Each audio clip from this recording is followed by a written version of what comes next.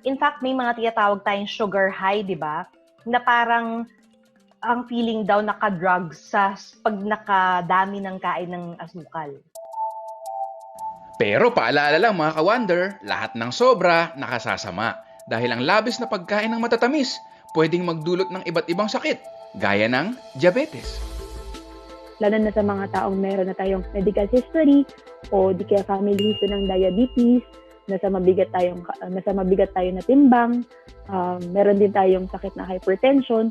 Yun yung mga factors na talagang pwedeng magdulot sa ating diabetes. Ang ka-wonder nating sina Alfred at Rimar, may naisip daw na diskarte para kahit paano'y maging matamis pa rin ang pagsalubong nila sa Pasko in a healthy way. Ang paggamit ng stevia powder bilang pamalit sa karaniwang asukal.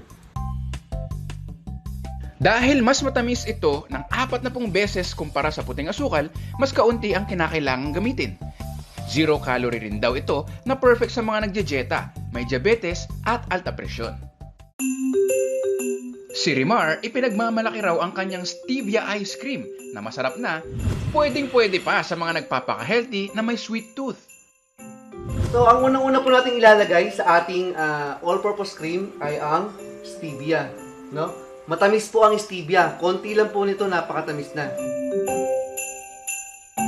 Then, lalagyan na po natin ng isang kutsarang cocoa, no? Dapat pure cocoa and unsweetened, no?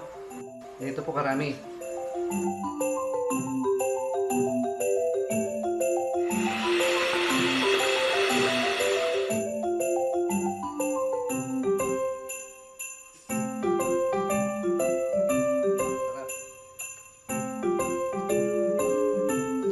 Ngayon, bago po natin ilagay itong ating dinurog na unsweetened chocolate bar, kailangan po muna natin palamigin ng 15 minuto itong ating ice cream.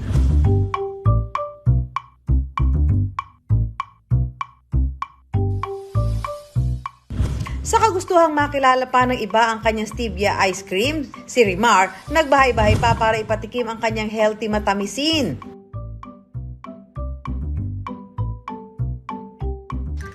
Masarap.